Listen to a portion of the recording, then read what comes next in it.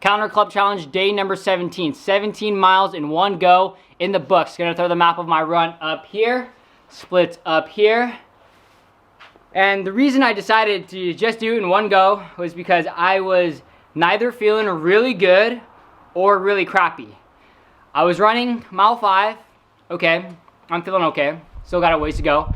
Mile 10, all right, I still don't feel that bad, but I don't feel really good either. Mile 13, I was like, okay, the feeling is staying, and really, I only have 4 more miles to go, so I might as well just get it over with, push through the whole thing, because I really don't want to run twice today, because when I run twice, I have to shower after both, I have to get ready for both, so I'm just killing more time when I am running 2 times in a day, so I save a little bit of time, and I might as well just get it over with. And I'm glad that I did, because right now I still don't feel that great, but I don't feel that crappy either. I think my average was 10:25 or 10:26 per mile for the whole 17 miles. So I am just glad that is over with. 17 days down, 14 more days to go. And I've actually been doing my math wrong on the total mileage. I forgot that on day 1 and day 2, I ran 3 miles on both those days. So I get to add another 3 miles to my overall total. So if you add up 1 through 17, that's 153, plus the extra 3 that I ran on day 1 and 2 to make it 156. So 344 more miles to run. Let's go! Let's get to some questions. First question comes from Goku Runner. He asked, have you lost some weight since you started this Calendar Club Challenge? I've actually gained a little bit of weight. I weighed myself this morning and I was right around 135.6, 135.8. Before I started this Calendar Club Challenge, I was 133 to 134. Most days I'll actually try to overeat just a little bit so that I can maintain my weight for performance, so that I make sure that I recover for the next day. I really like to stay in between that 134 to 137 range. That's my optimal range in terms of running. If I get to that 138 range, I'll just eat a little bit less that day, because after 138, if I get to that point, it makes running a little bit more difficult. WV Running Dawn asks, how many pairs of shoes do you have for your Calendar Club Challenge? I've actually only been wearing 1 pair of shoes. I'm wearing my Nike React Milers. I also have a Nike Pegasus 37s, but I just don't like the feel of them, especially for long runs. I don't mind wearing my Peg 37s for shorter runs, 5 miles or less. I might start to incorporate the Peg 37s in on my second run of the day if the mileage is 5 miles or less. But right now, it's only been the Nike React Milers. So after I'm done with this Calendar Club Challenge, my Nike React Milers will likely be over mileage. CL Furlong asks, how is the live stream planning going?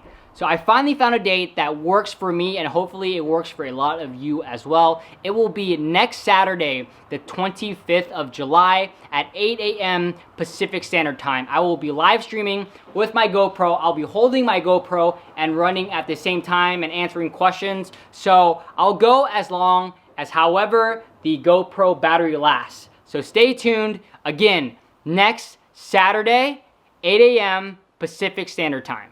Miles B. Running asks, who is your character for Super Smash Bros? Link all the way. Again, I only played the N64. Alright, time to show you all what's up. Me, Blue Link versus level 9 Kirby.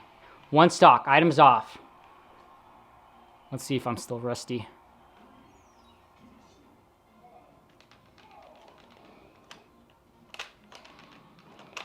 Boom, baby!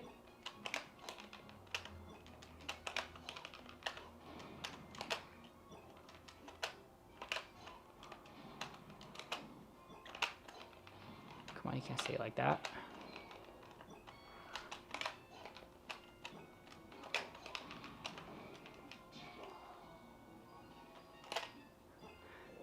Can I do this? 0 damage? No, I was asking too much.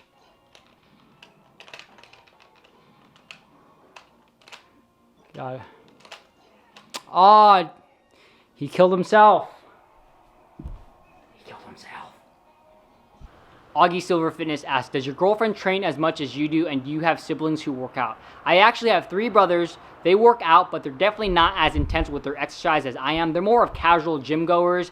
they go 3-4 times a week to the gym, so they're not as intense with their exercise as I am with mine. And same thing goes with my girlfriend as well. Right now, my girlfriend is doing the Chloe Ting challenge. She likes to walk on the treadmill. And when they were open, she also likes to do group fitness at Orange Theory, but definitely not as intense as I am with my exercise. Today is day number 124 that I've come out with at least one YouTube video every single day. The only day that I skipped was Blackout Tuesday. So I thought I'd share with you all a few tips that has helped me with daily videos. I will say this is what worked well for me. Depending on you, your channel, what's going on in your life, these tips may or may not be beneficial. Tip number 1, commit to a 30-day challenge and document that journey every single day. And this could be any challenge of your choosing. This could be running. This could be underwater basket weaving as a new skill. This could be reading. This could be no energy drinks, cold showers. You choose your own challenge, but make sure to document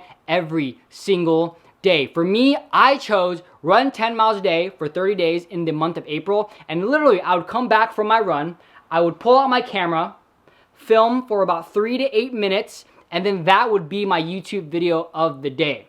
Also, make sure to let everyone in the entire world know that you are doing this challenge and that they can follow your journey every single day on YouTube. Make sure to tell everyone on Facebook, make sure to tell everyone on MySpace, on Twitter, on LinkedIn, on TikTok, whatever it is, let everyone know. Tip number 2, your daily videos don't need to be long. They don't need to be 10 minutes. They can be 8 minutes, 5 minutes, 3 minutes. Heck, they can be 30 seconds. There are no rules to YouTube. The main thing here is just getting into the workflow cadence of publishing one YouTube video a day. Tip number 3, adjust as you go. Yes, when you first start off, those daily videos, they might only be 30 seconds. They might only be 3 minutes.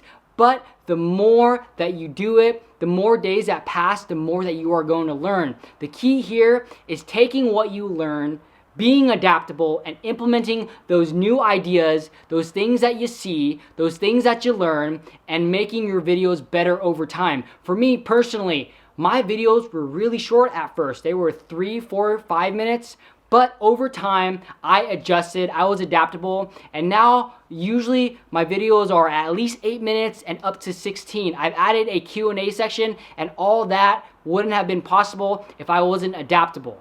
Thanks for watching. Hope you all enjoyed that video. Let me know down in the comments if you have any additional questions for me. Would love to hear from you all. Also, if you would like to be featured in my vlogs in video form to ask a question, please send your video clip to lifewithvincelu@gmail.com. Please give this video a thumbs up. It really helped me out. If you haven't already subscribed to my channel, make sure you hit that subscribe button right here. And if you want to catch another one of my videos, there's a video right here and there's a video right here. See you all tomorrow.